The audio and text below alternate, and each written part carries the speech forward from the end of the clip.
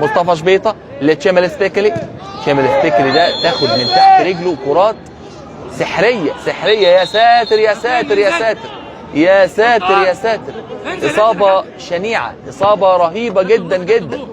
ياه صعبه جدا جدا لمحمد عبد السلام. يا مش ممكن مش ممكن مش ممكن. اصابه جامده جدا في مفصل القدم، اصابه كسر في مفصل القدم. يا ساتر. محمد عبد السلام نتمنى له السلامه. طبعا لازم يحصل تثبيت وتغيير فوري، تغيير فوري وتثبيت لمفصل القدم مؤقتا لحد طبعا ما يروح يعمل اشعه في المستشفى. الف سلام عليك يا محمد يا عبد السلام.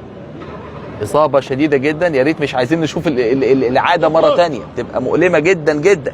يا ساتر يا ساتر. التدخل كان قوي من حماده يحيى، ولكن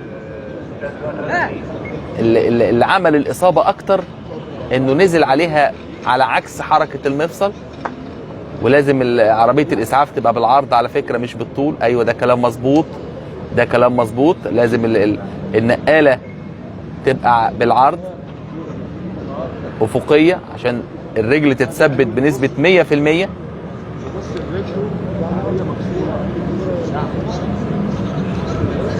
ولازم الدكتور يفضل ماسك كده.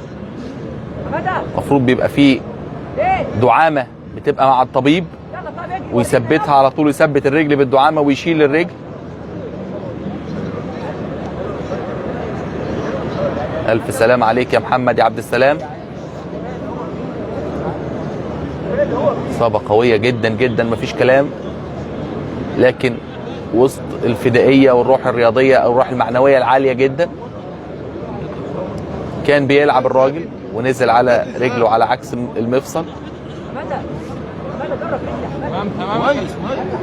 اكيد هيخرج محمد عبد السلام. هنشوف بقى مين اللي ممكن ينزل.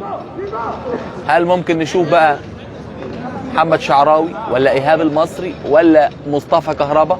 اعتقد مش هيخرج عن واحد من دول.